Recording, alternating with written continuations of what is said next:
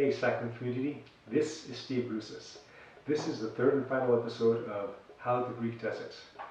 Today's subject is air quality.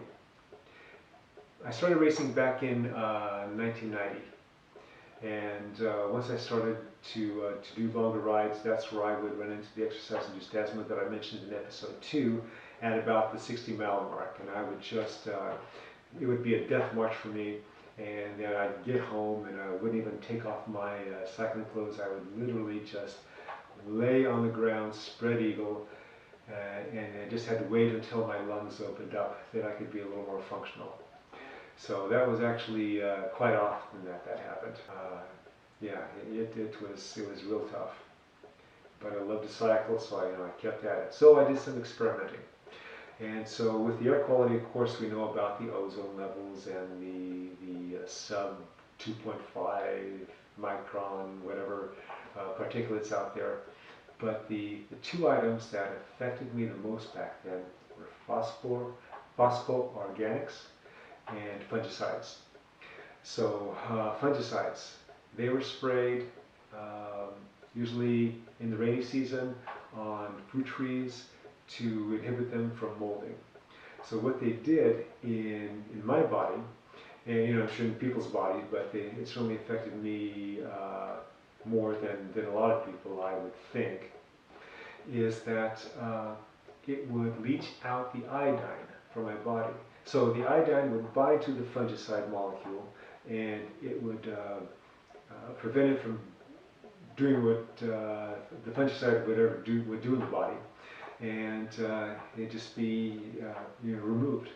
But then when it did that, I would lose a iodine molecule. So I was losing a lot of iodine molecules, and the thyroid needs iodine to function efficiently, and so I was getting hypothyroidism, that's what it seemed like. And everything would just be slower on me. My recovery would be slower, I'd be tired all the time, my digestion just seemed to just stop almost. I mean, I'd eat and then it would just hang around in my stomach, and it didn't seem like it was being processed. So in my research on this one, I was able to find the answer a lot quicker for myself, and as opposed to with the phosphoorganics I'll talk about in a moment. And it was just taking more iodine. So then during the rainy parts of the year, I would take iodine, and that seemed to do the trick. What we call the Farm Bureau and see when they're going to start spraying fungicides or when they're going to stop spraying fungicides, and then I could time things that way. So again, that was pretty easy for me, and I just had to make sure that sometimes I would forget to take it at the beginning of a spraying season, and then I would get that same feeling, and then I go, okay, that's what it is. I take iodine, and then I'd be fine after that.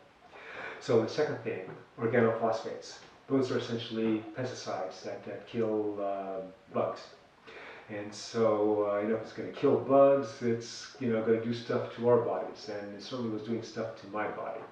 I don't know if it was like this for everybody, but it certainly was like this for me. And so I would also get sick with that, but in a different way. I would have flu-like symptoms.